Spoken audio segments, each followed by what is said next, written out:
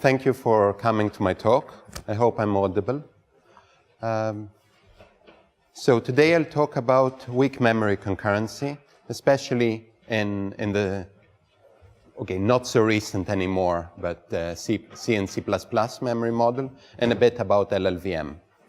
I'll start with a quiz to see how many attended the talk of Soham yesterday.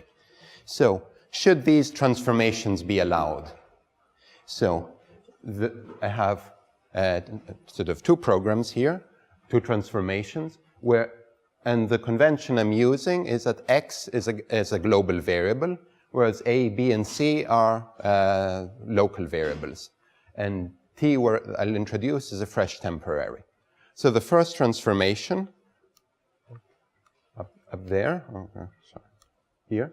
So initially the program reads x twice, and in between acquires a lock. And now I do common subexpression elimination or common load elimination, and I read the value that I already read before. That's the first transformation.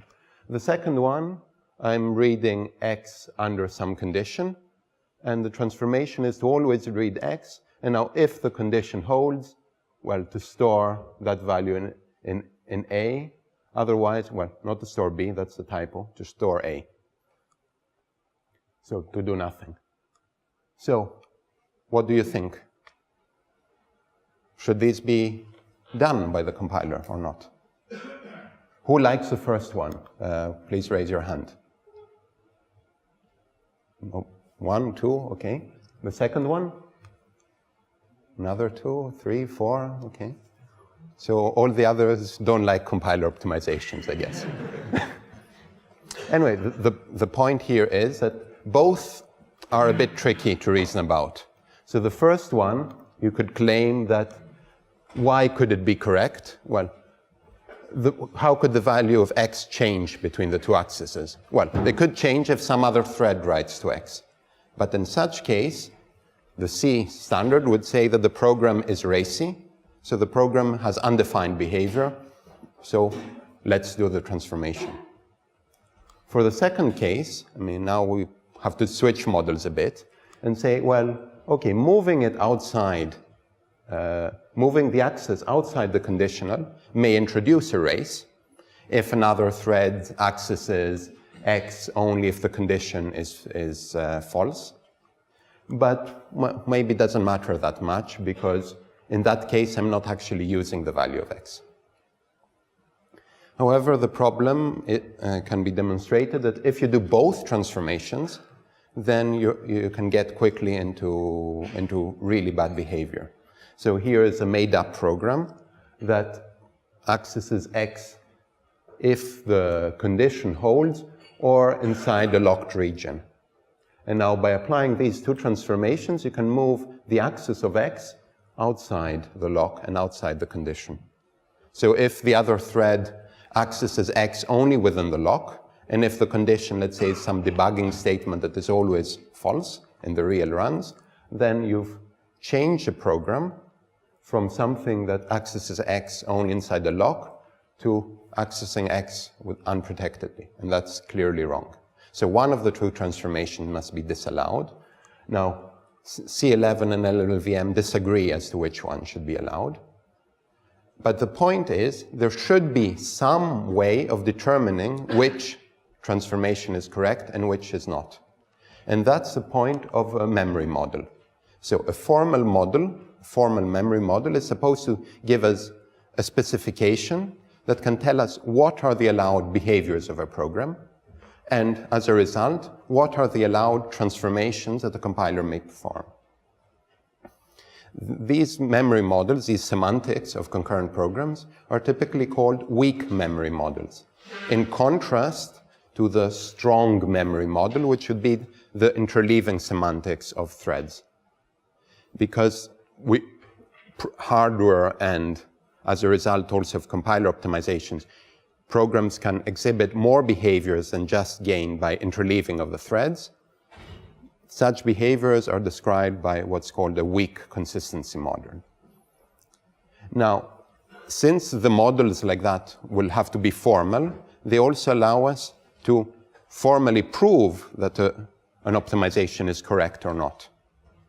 And if we have multiple of these models, we can actually, again, formally relate them and say one is stronger than the other, or how can you compile from one model to another one.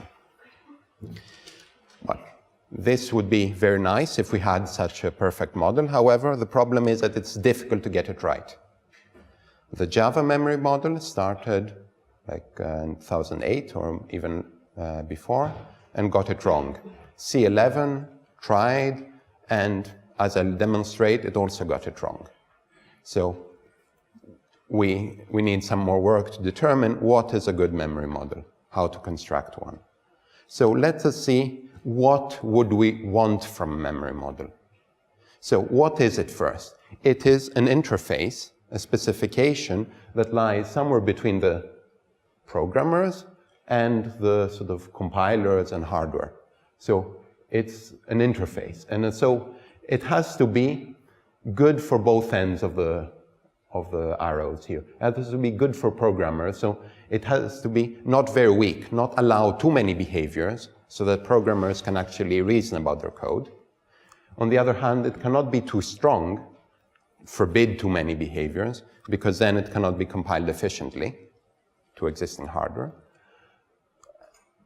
And ideally, it should also have being a formal object, it should also have some nice mathematical properties. So one property, it would be monotonicity. Let's say, take a program, I add a lock to the program, or I somehow strengthen its synchronization patterns. I would hope and I would expect that a good model will give, for this strengthened program, fewer behaviors than for the weaker program. That's a property, I mean, it's quite natural to expect a model to satisfy that. As later in the talk, I'll explain whether C11 satisfies it or not.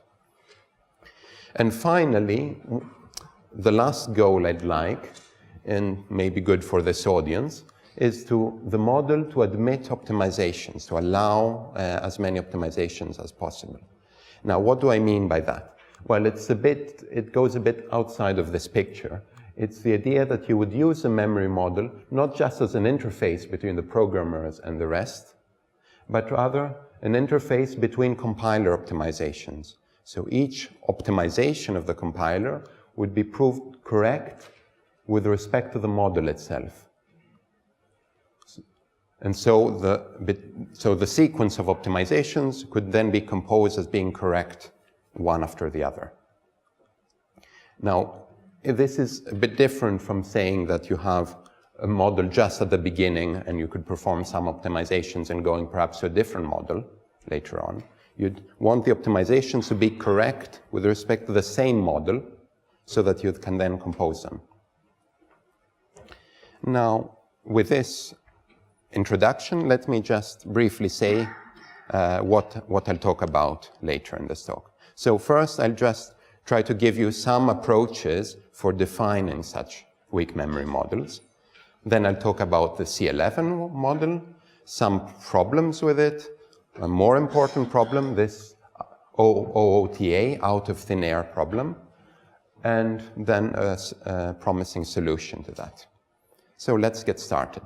So how can we define a model? There are basically three approaches. One is the operational approach, where I define the model by defining some machine, some idealized machine, saying how programs will execute on that machine. So that's quite concrete, maybe quite simple to understand. An alternative is a transformational approach. There I define the behaviors of a program as the behaviors obtained by some simple machine, but where the program is first transformed by a sequence of optimizations. So you reorder a few statements, you do common sub-expression elimination, do a few other optimizations, and then you run your program on, let's say, an interleaving semantics. And that would define your model. That's the second approach. And the third approach is the axiomatic approach, which is the one mostly used, and the one used by the C standard, which is to consider simple executions of a program and just place some constraint on when such an execution is allowed by the model. So let's go a bit in more detail in the three approaches. So first, the operational one. As I said, we define an abstract machine that is supposed to abstract over what the hardware does. So this has been quite successful for hardware models. Specifically for x86, there is a TSO machine where you have a global memory and the processors, but between the processors and memory, you have buffers. And so a write, instead of going directly to memory, goes to the buffer, and at some later point it proceeds, goes to memory. And reads, well, they consult the buffer if there is a corresponding entry. If not, they read from memory. So that's an abstraction of what hardware does. Of course, the implementations are much more complicated, but in terms of observable behaviors, the implementation and this abstract operational model should agree. Now, as you go to more recent models, they become more complicated. So instead of just a buffer per processor, you have a whole hierarchy of buffers.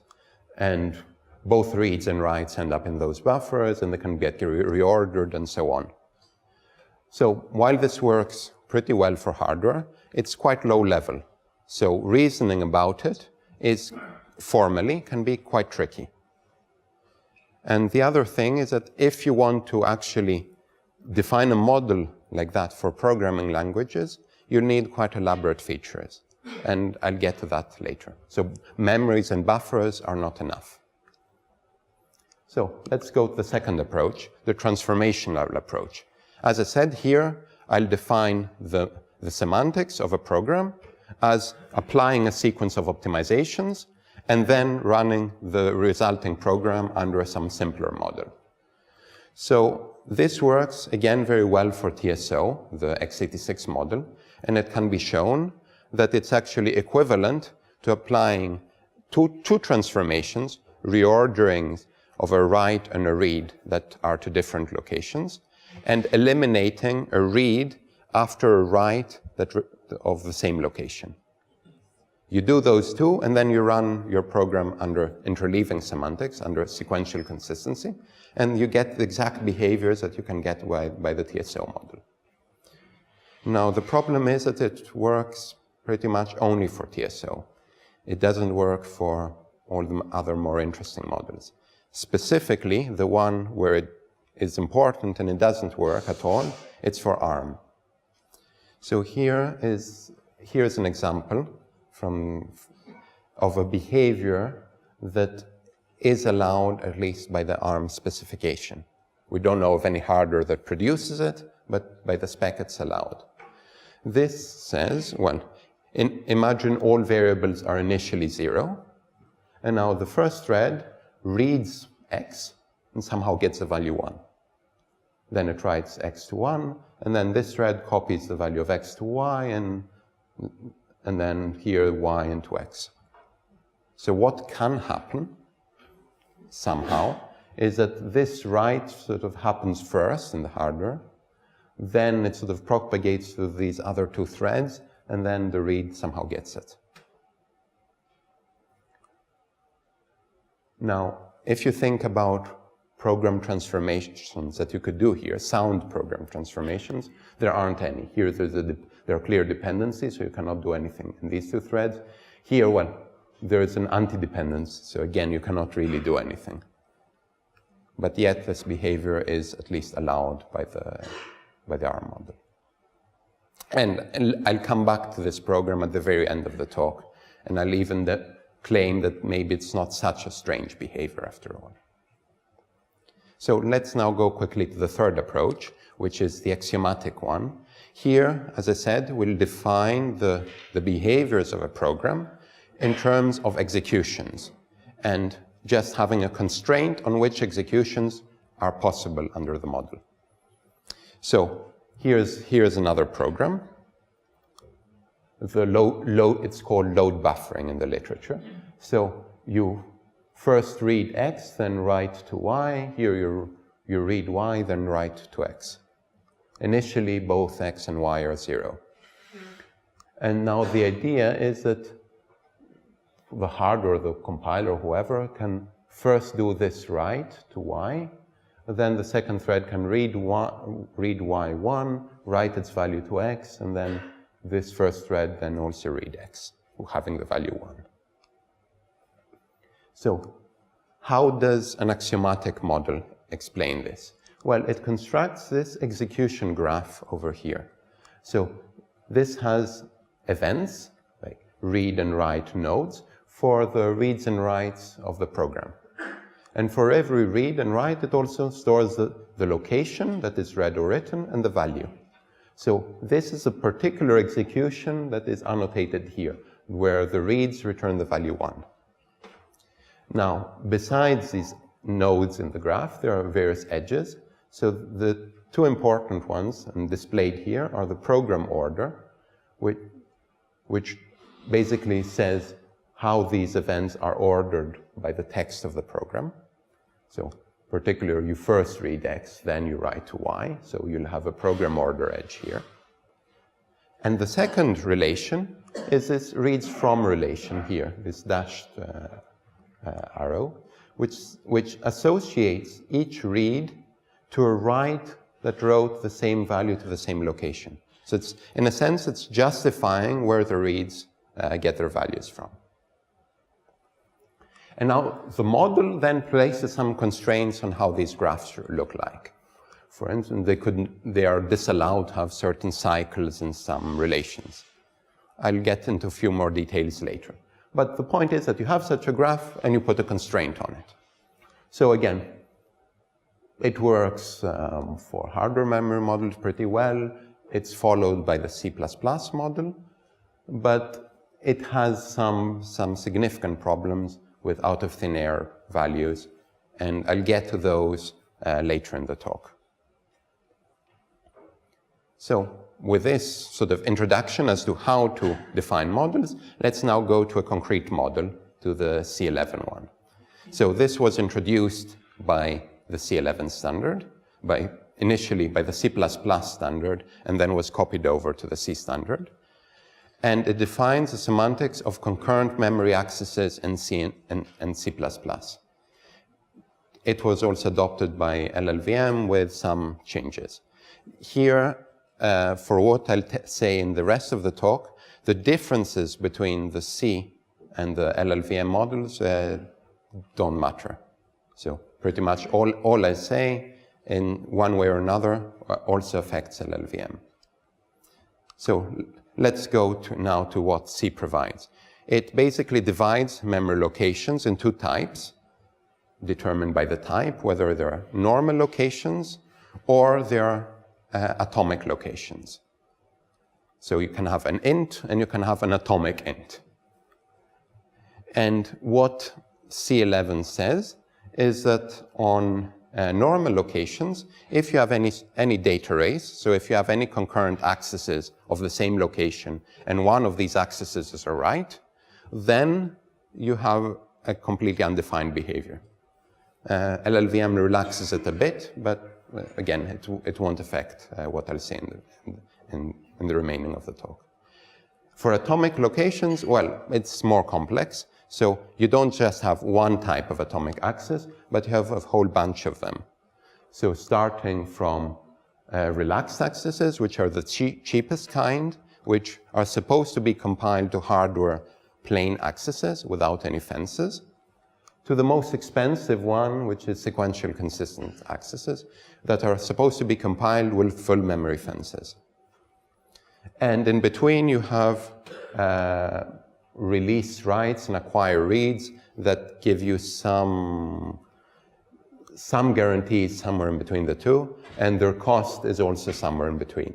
In particular, on x86 TSO, they're compiled without any fences. So at least for Intel and AMD processors, they're just as efficient as the relaxed ones.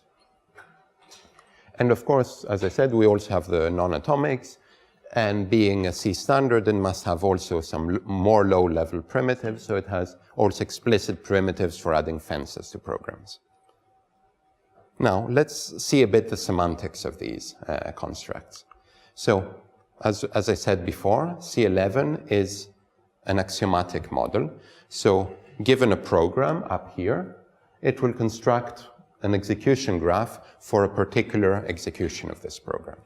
So here my program is to store 5 to x, then do a release write to y, then do an acquire load here, and loop until it gets some non-zero value, and then read the value of x and print it out. So how does it look in an execution graph? Well, again, we have events for the various axes of the program.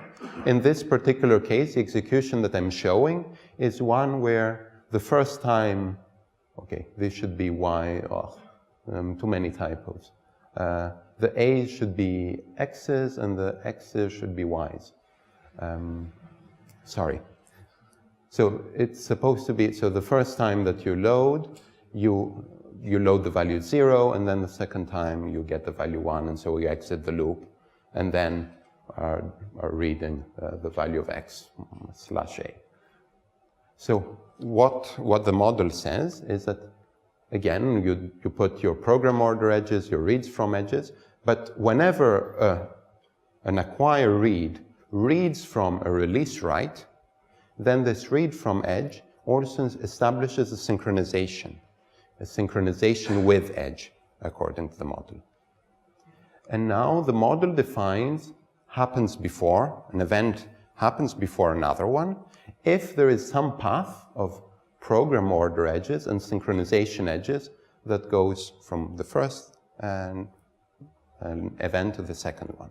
So as an example here, this write to a /x happens before, through this path, to the read. And so some other constraint of the model will then say that since this read knows about this write, because it happens before it, it cannot read from some earlier write. So it cannot read, let's say, the initial write 0. So let me go a bit further. Here's another example where you store to x and to y, and then you load y and x. And here it's possible to read zeros at the end. This demonstrates a behavior that is not possible under interleaving, because if you interleave the two threads here, well, some has to go first, let's say this one, and then if the store happens, well, then obviously the last load will have to read the value 1. But in the C11 model, there's no notion of interleaving for these graphs, and it's perfectly fine to justify this x reading 0 by reading from the initial write. Now, of course, I said before that there are some constraints, so not all behaviors are possible. So in particular, if a program stores with relaxed stores or above to a location, sort of a few values in order, then you cannot read them out of order. So you get what is known as coherence.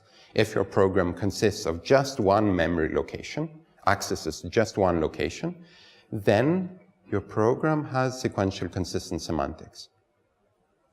So, as I said here, this program stores 1 to x, 2 to x, and then loads x twice. It's forbidden by the model to first read the value 2 and then read the value 1. The model does it by defining some auxiliary relations MORB that are not relevant for the rest of the talk. But it has some way of saying why these behaviors are disallowed. Let me now start going into what's wrong with the model, or what's strange with the model. As I said before, release and acquire accesses synchronize. So when an acquire reads from a release, the read from edge establishes a synchronization. Synchronization, however, does not get established by just relaxed accesses. So in this program here, I'm loading x, And if I get the value 1, then I'll store 1 to y. And in the second thread, I'll do the converse. So the model actually allows for both of these loads to succeed reading 1, and then both stores happening. So the graph that you get is down here. The loads read value 1, the stores write 1, and now the stores can justify the earlier, in some sense, loads. And the model has really no constraint for ruling out this behavior. It's also not, I mean, you could try to place a constraint, but then it will rule out behaviors of other programs that the model wants to allow. So what happens if you have just non-atomics? You'd very much want to rule out the behavior of this program that reads x and y to have 1. Well, because, I mean, this program here, if you run it under interleaving semantics, will never have a race. Because under interleaving semantics, the only values that you could read here are 0. And so the stores will never happen. And so you have a program that under interleaving semantics has no races. So you'd hope that even with this weak memory model semantics, you'd still have just the same behaviors as interleaving one. This is a guarantee that's called a DRF, Data Race Freedom Guarantee. If your program has no races under interleaving semantics, then it should have precisely the interleaving behaviors. Now, well, to make this happen, the model requires that reads from edges for non-atomics are included in happens before. So this means that you can read only from events that were before the write, so only from the initialization ones, not from concurrent ones for non-atomics. And the idea is that if you could read from some concurrent one, then the program would be racy, and you would detect a race and say that the program has undefined behavior. But in order to detect such a race, you'd consider only executions where you read from earlier values. So this is very roughly the C11 model, or a small subset of it. Now, given such a definition, let's go back to our criteria for when a model is good. Is it mathematically safe? Is it monotone? Is it good for programmers? Can we establish some reasoning principles? Is it, implementable? Does it allow optimizations? And let me start by the good news. So there are compilation results for x86, Power, and ARM. There are popular papers and PLDI papers that establish those. The next news, is it not too weak? Well, okay, it's okay. If you consider some subsets, removed relaxed accesses, in particular, then you can establish reasoning principles. With relaxed accesses, you get out of thin air behaviors that I haven't explained really, but those inhibit reasoning. But the problem is then that it actually is not monotone. So it doesn't, I'll show an example. Adding a lock might remove behaviors. No, so might introduce new behaviors, which is bad. It also doesn't allow some of the intended optimizations that compilers readily perform. And worse, even the positive, the proofs ended up being wrong. So the compilation to Power and ARM are actually broken. So let's go into some details as to see why I make all of these strong claims here. So let's first study something that is in the boundaries of what the model allows, because the model never intended this case, although in some sense it allows it. It's just to give some intuition for the next example. So consider this program that does something strange. So it just has one location, the one thread writes 1 to it, and the other thread, if it reads a value 1 from it, it reads it again, but now with a non-atomic access, as opposed to a relaxed access as before. And now, okay, we have this execution where the load succeeds in reading 1, and the question is, what can the second load return? Well, there are 2 stores, so let's try reading from the first one, reading 0. Well, that would contradict coherence, as I said. Here, 0 is written before 1, so you cannot read them out of order. Okay, so now let's try to read from this other store, read 1, which of course any implementation will actually do. But this is forbidden by the non-atomic read axiom that I just mentioned before. Because I said that non-atomics, according to the standard, can read only from happens before writes, not from parallel ones. So in a sense, now this program cannot read any possible value here. So according to the semantics, okay, this if can never succeed, in a sense, which you'd hope that doesn't occur. But okay, now this is, as I said, in the edge of what the standard specifies. So let's now go to something that the standard specifies clearly, which is where non-atomics and atomics are not really mixed, and they're not really affect the same location. The program becomes a bit more complicated, but here I'll try to argue that for this program here, the only possible output is the one where, at the end, these stores do not happen. So why is it the case? Well, first, let me argue that these 2 accesses are not racy, according to the standard. Because if they were, then you would have undefined behavior. So for them to be racy, I have to exhibit an execution that, okay, is racy. But in that execution, as I said, these non-atomic load can read only from happens before writes. So the only value this A could read in order to exhibit a race is 0. Now, if this reads 0, okay, this store to Y doesn't happen. So the only sort of store to Y in the program is the initial one that writes Y have the value 0. So the only thing this load can read is 0. So this store doesn't happen also. So therefore, the only possible value that this load of X could read is again just 0. So, summarizing my argument, if this read were to happen,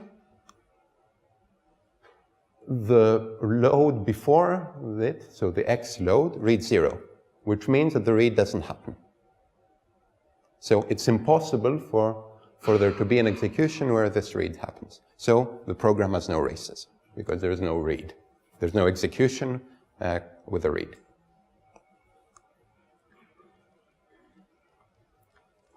Now, the problem is, now if I transform this program, let's say by sequentializing this first thread above, let's say, the second one, then suddenly I get more behaviors. Because now the load here of A could read from the initialization of A just above it. A is 1 if I've moved it. And then, okay, then we have this pattern here of loading and storing and loading and storing, which several slides ago I said that it allowed the behavior of both stores occurring. So this example shows that sequentialization is wrong. And indeed, what can you do to fix it? Well, one thing is to drop the read axiom, which, okay, is fine. It restores sanity of the model, but then allows too many behaviors. It allows out-of-thin-air behaviors, even for non-atomic accesses. So you might want to do other things to forbid them, like ruling out cycles in program order and reads from. But this is a more complicated problem, and I'll come to it later. So this example of sequentialization is a special case of this breaking of monotonicity. And I can construct variants of this program that where all the following optimization or transformations are wrong, like introducing a memory fence, or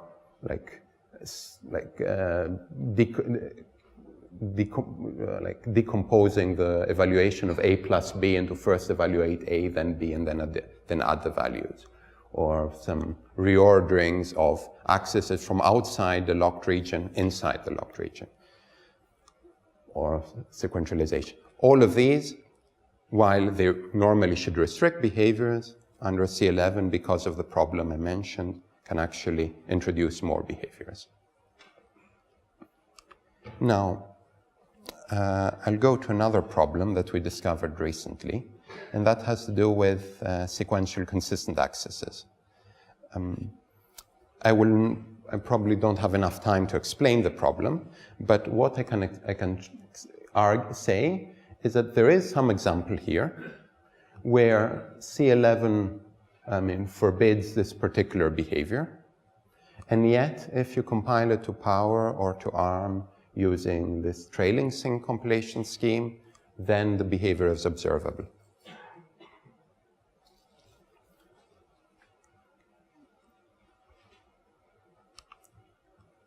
We've found various other errors too and proposed fixes to them. Now, for the rest of the talk, let me focus, however, on the main problem of C11. Those other ones are more or less fixable, but this one requires a quite different approach. So let me try to explain it and then give some hints as to how it can be fixed. So this out of thin air problem. This is an example I've essentially shown before. So it's the load buffering example where you load X, then write Y to 1, and then the second thread reads Y and writes its value to X. And you can get the value 1 here, because let's say the hardware or the compiler could reorder those two statements.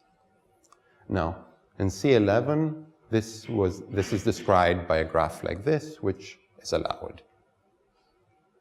Now, the problem is that if I slightly change a program here, and I make it, instead of storing 1 to Y, storing A, the value that I'm reading from X, then in terms of execution graphs, it has the exact same execution graph. The execution graph cannot distinguish between the two programs. And so if the C11 model allows the previous one, which has to, since hardware exhibits the behavior, then it has to allow the weak behavior of this program. So it allows here this program to read the value 1, although 1 never appears in the program. So this is the essence of out of thin air. You read the value that came out of nowhere. Now, this can be particularly bad if you replace this reads, these data dependencies here by control dependencies, because now in this, again, you can read 1 because of having the exact same execution graph. But now the problem is that this program here, under interleaving semantics, has no races. Just because under interleaving semantics, the only things that you can read are 0. So it breaks this theorem or this claim, this guarantee of the model that programs without races should behave exactly as under interleaving semantics. So what can we do? Well, what has been done before? Let's start with that. So for hardware models, what they do is they define a notion of dependency. And in this example, they'd say, okay, this store of to Y depends on the load through A. And so they'll add extra dependency edges to the graphs to be able to distinguish those two programs. And they will say that you cannot have any cycles in the dependency and the read from relation. So this cycle is something forbidden. So if an execution has such a cycle, then you say the execution is not allowed. So while that works well for hardware models, at least it gives us a formal definition that one can argue about, well, it doesn't work for software.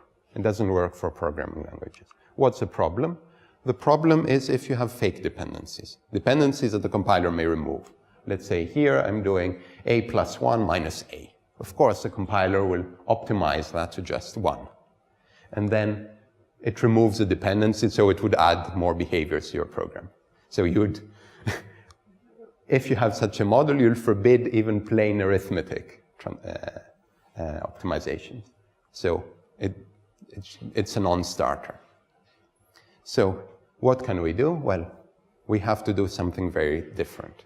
And that's what I'll present now and then finish. So I'll propose a solution to the out of thin air problem that is of a very different style to what I've presented so far. It will be an operational model. And it will satisfy all the properties that I want of a memory model. But the key idea is that it's not just that you will be executing the program step by step on some complex machine, but in addition to that, a thread may be able to promise some later write, which it will have to justify and eventually fulfill. So I'll get to it now a bit more concretely. So first, let me just give you the flavor of the machine without the promises, and then introduce promises. So here is an example that we've seen before, the store buffering one. And now let me try to explain how the machine operates. So we'll have a shared memory and sort of views for each thread. So what is a shared memory? Is a set of messages, a set of writes to a location, a value, and a certain timestamp. And now each thread will record a view. So for each location, it will record the largest message that it has seen for that location, the largest timestamp of a message that it has seen. And the idea is that when you execute your program, you'll add, when you do a store, let's say here, you'll add a new message to the memory, and you will update your timestamp. So you'll pick a timestamp that is bigger than your current one, and you'll update your view. Now, let's say the second thread also stores, it will do the same thing for y. Now, when you load, a thread is allowed to load from any message that has a timestamp greater or equal to what it has seen. So in particular here, it's allowed to read 0 for y. And likewise, the other thread can read 0 for x. So with this basic understanding, you can more or less construct a model that is equivalent to the C11 one. Now, you can also show, let's say, as an example here, that this model rules out coherence violations. So here we have two stores to x, and we want the two readers to agree in the order these stores have happened. Not this one to think that first I wrote 1 and then 2, and this one to think that the first I wrote 2, then 1. How can you get that? Well, it's quite easy. Let's step through a possible execution. So let's say the store of x is 1 happens first. It picks a timestamp, say 1. And now, let's say the store of the other one happens. So it picks another timestamp, a different one, 2. And now the views are updated accordingly. So now, let's say which one is it? Let's say the first one here can happily go on and read 2, since it's a timestamp bigger than what it knew already, so it can update its timestamp to read it. However, the second thread here has already seen timestamp 2 for x, so it cannot read from the message with timestamp 1. So the only thing it can read is from the x is 2 message. Okay? Okay, so now let's get to promises, the new feature of this model. So again, the idea was to allow this load buffering behavior. And we cannot get it just by executing, adding messages in order, because we want to be able to read this x is 1, I mean, before, let's say, this store happens. So what we'll do is we'll allow a thread to just promise to write.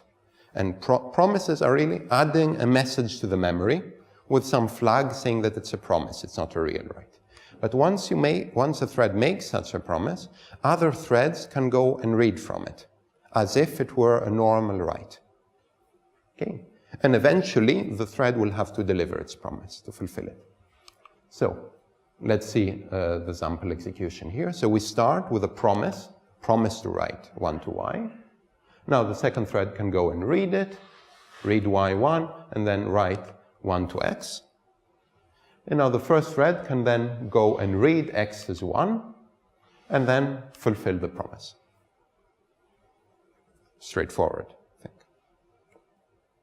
Now, okay, if I just do that, then maybe I'm adding too many behaviors. Indeed, you have to somehow restrict the promises. Because, let's say, take this example here. You don't want to be able to promise y is 1 at the beginning. Because if you can promise, then you'll get the exact same execution as here. And you'll be able to read an out of thin air value. So we want to restrict them. We have to restrict them. And how do we restrict them? The idea is to restrict promises so that a promise can be made only if, while making the promise, the thread is able to fulfill it without relying on the promise being made. So the thread should be able to execute in isolation, right? Read from the messages that have already been written into memory, and fulfill the promise.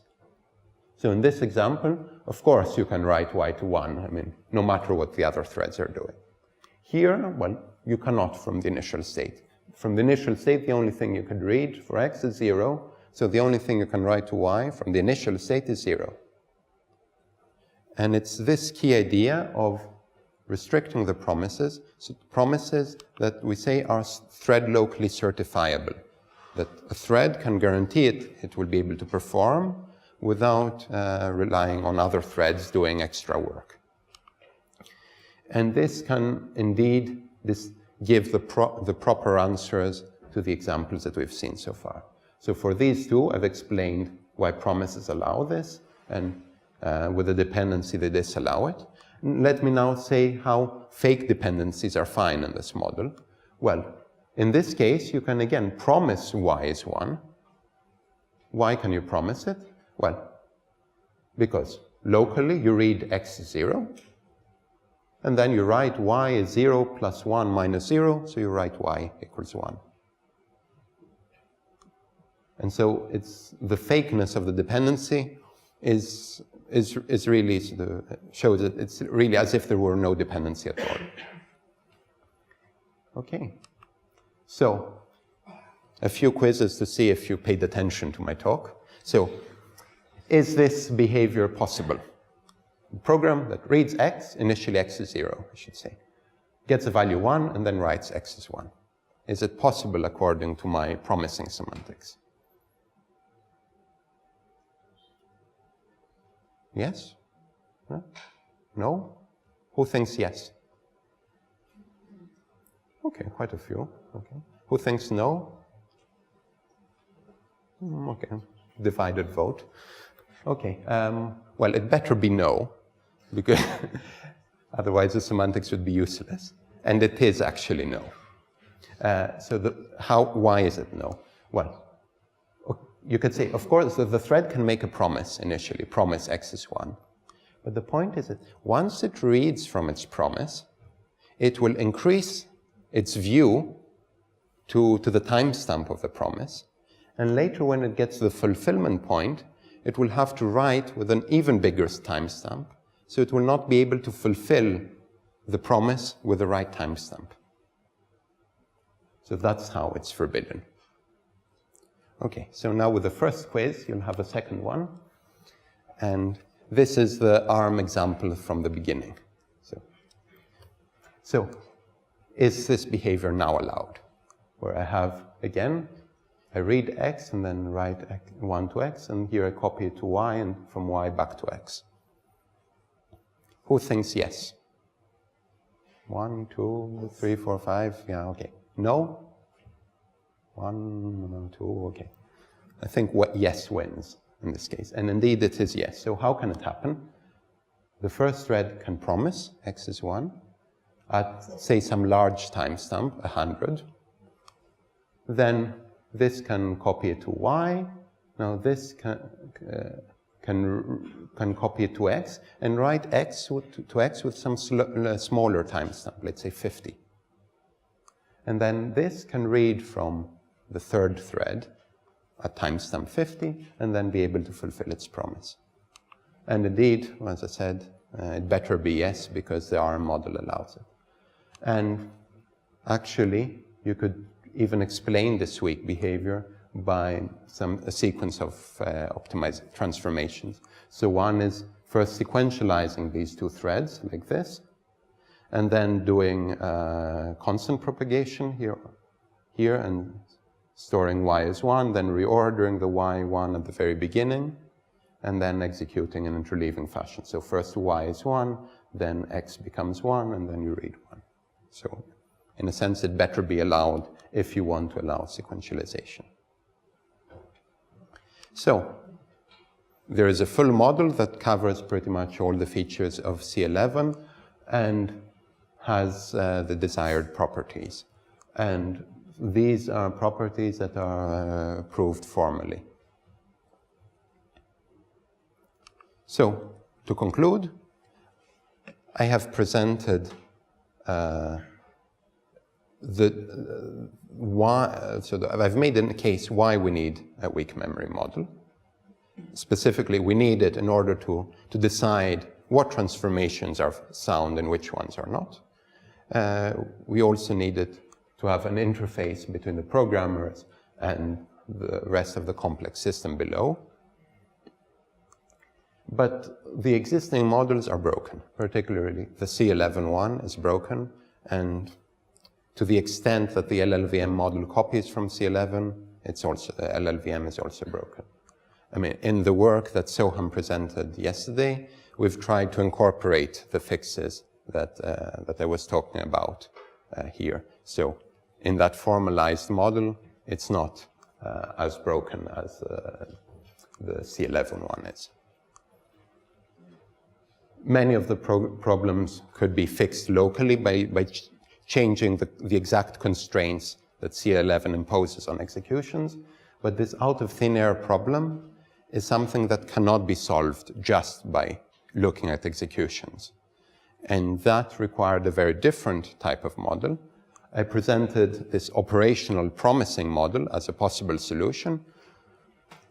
In the future, I mean, one might look at different solutions, maybe higher level ones in an axiomatic style perhaps, but maybe not looking at single executions, but maybe at multiple executions together.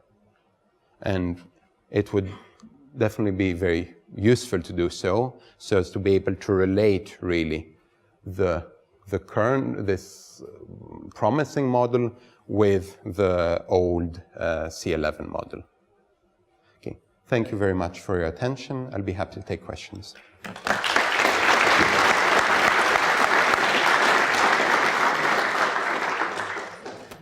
Questions? Just a quick question about timestamps in your model. So if you do a write, you have to sort of come up with a timestamp. How is the model constrained? Sort of what timestamps a write can have? So two separate threads at the same timestamp? Yes, you're not allowed to pick a timestamp that is already taken, and you're not allowed to pick a timestamp smaller or equal to your view. So you can pick any bigger one from your view that is not already taken by somebody else. Yeah, but already taken implies an implicit sequentialization across all threads. Yes, this is really just a model. Right. That it's not how you would implement it, of course. So it's really just a device to decide what are the possible behaviors of a program. Now, of course, if you want to implement it, you would maybe implement some strategy that would, let's say, divide timestamps, pre-allocate timestamps, let's say to processors.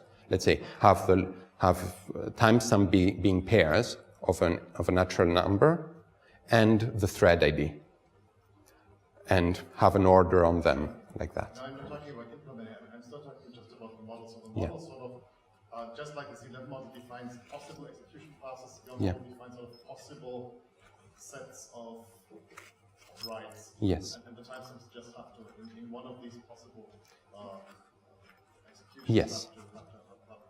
Yes, indeed.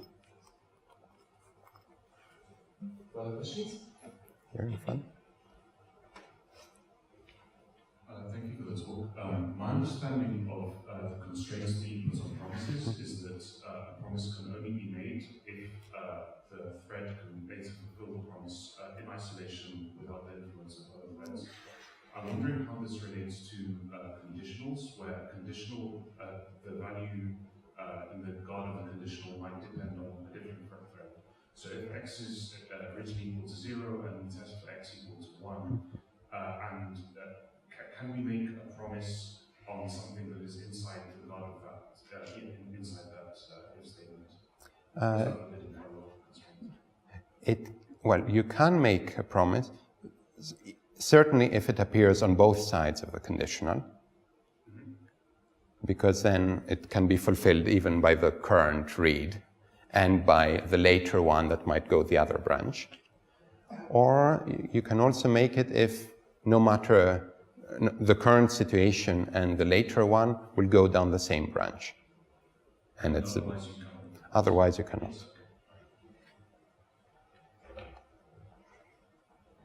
Further questions?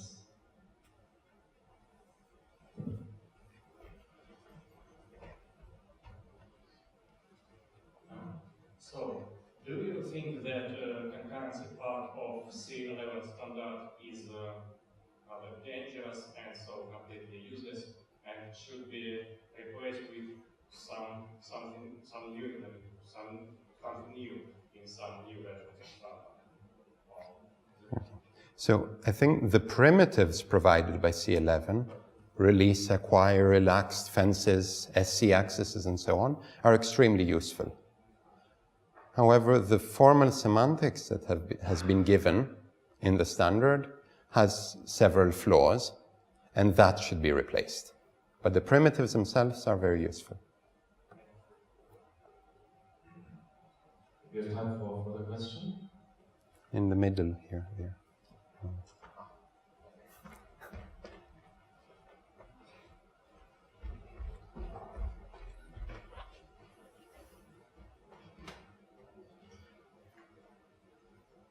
So, out of thin air values, they're surprising, but why exactly are they a problem? So, one thing you lose is the DRF property. So, a second thing that you lose is basic invariant reasoning. If you can argue that x is always 0 and y is always 0 in a program, then, and you can argue it really locally, statement by statement, then you don't get that. So those are the two, basic reasoning principles that are broken by out of thin air values. Basically, I'm coming from the perspective of if you don't have explicit synchronization, then kind of you deserve anything you get. So, so that is for yes and no. Because the point, so one of the points is that let's say in some, I don't know, let's say some case with ifs here, if I get it.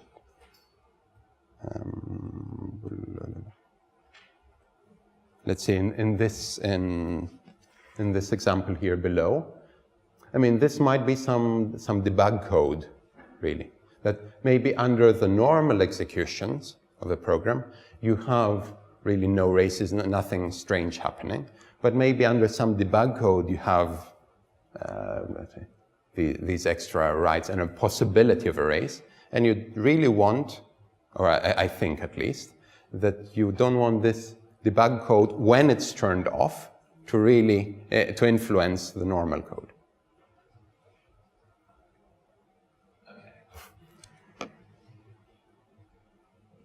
Okay, so no further questions. Then please thank Viktor again.